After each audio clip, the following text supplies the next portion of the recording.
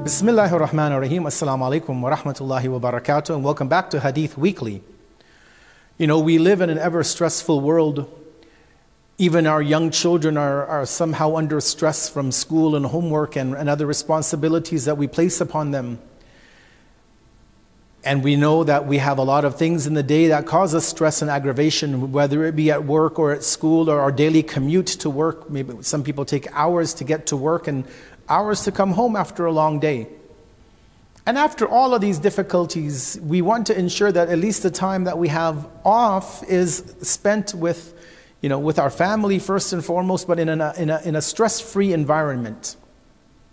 And so, many times we may be pushed or we may be requested to come and volunteer at our local religious center or a community food bank or a homeless shelter or many other good causes.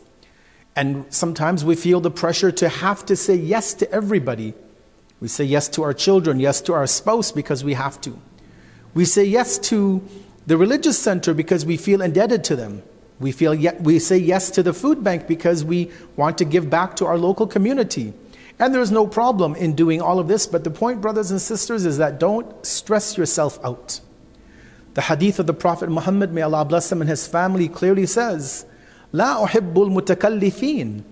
The Prophet says, indeed, I do not love those who go through extra difficulties when they know they can't handle it.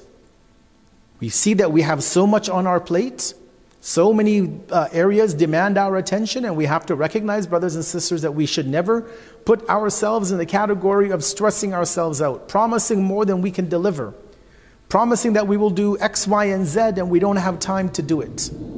So as we conclude for today's Hadith Weekly, we remind ourselves that we live a life of stress and we don't want to add to that aggravation. We take as much as we can handle, and if we can't do a good project that comes our way, we pass it over, and we hope somebody else will take up that torch and perform that act.